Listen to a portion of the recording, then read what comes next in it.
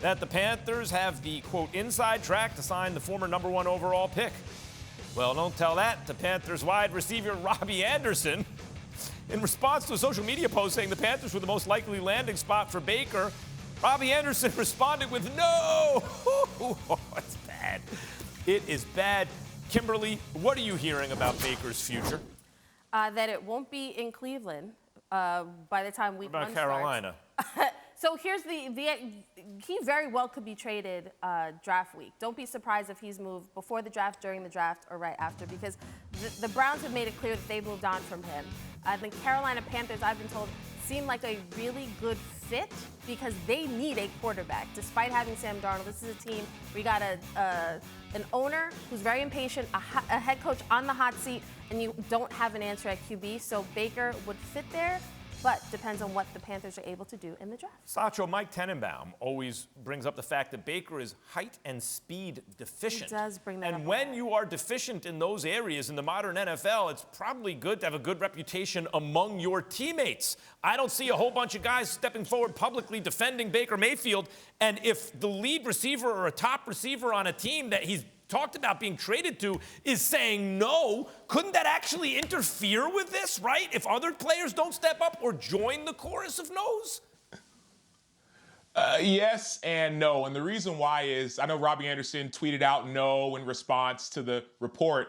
But there's a lot of people that said no to Robbie Anderson, right? Robbie Anderson was an undrafted free agent. So 32 teams, whether privately or publicly, told him no. And so there's going to be a point where you need a quarterback on your team. You may not want Baker, I get it.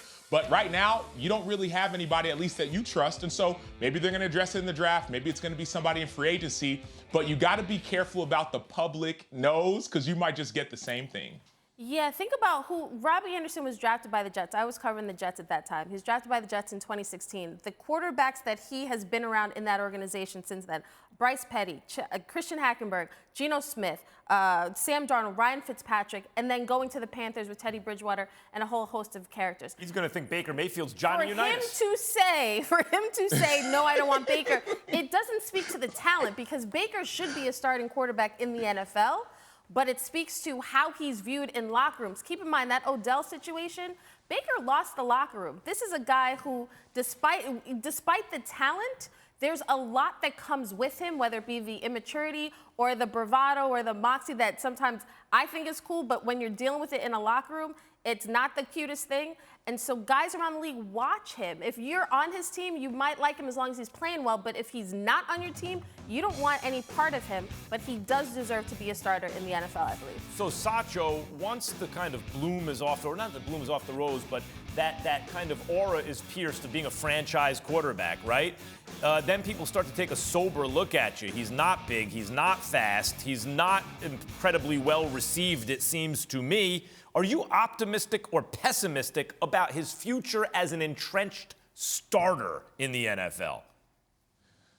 Well, I'm pessimistic because you add the word entrenched, right? Entrenched, in my definition, means you are there and you're not going anywhere. Based off of last season, coming off of an injury, that word entrenched has to be taken out. Now, Baker will have an opportunity to prove himself once again, which I think that he will. But I don't want to take out of context one receiver's comments, right? Because just like the NFL, you have coaches, GMs who say things. You also have players who may think things. And just because one player thinks it doesn't mean every other player thinks it as well. And so I think Baker will get another opportunity, but he has to go improve himself based off of playing through an injury last year.